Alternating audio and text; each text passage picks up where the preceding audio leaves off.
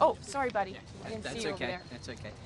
Thank you very much. I'm Buddy Carter. I have the honor and privilege of representing the 1st Congressional District of Georgia. And we're here today to talk about something that Donald Trump promised during the campaign.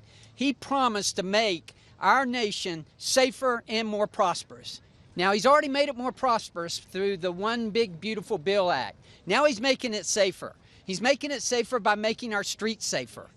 You know, our streets need to be safe, all of us, not just white people, not just black people. Everyone needs safe streets. Democrats, Republicans, we all want that.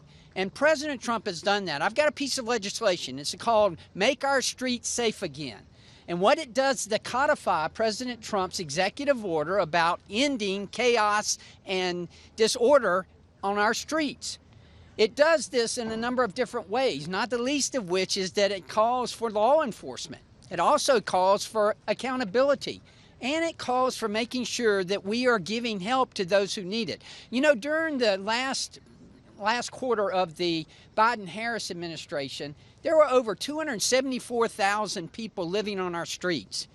That was because of weak and ineffective leadership. Now we want to end that. And what this bill will do through codifying President Trump's executive order is to make sure these people get the help that they need.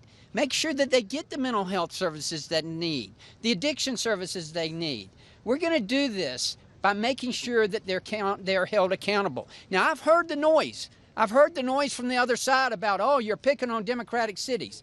You know, there was a famous bank robber, Willie Sutton. They asked him, why do you rob banks? And he said, because that's where the money is. Why are we picking Democratic cities? Because that's where the problem is. That's where the problem is. That's why we're picking them. Chicago, the highest homicide rate in the country. Look at Washington, D.C., number 4 in the country.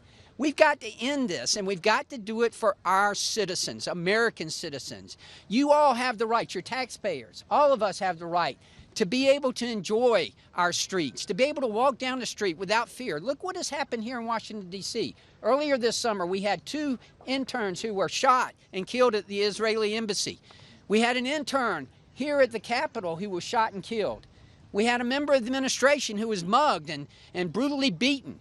That cannot happen on our streets. And I applaud President Trump for what he is doing here and cleaning up our streets. And I want to help him. I want to help him by codifying his executive orders, making it into law to where we will have to follow this.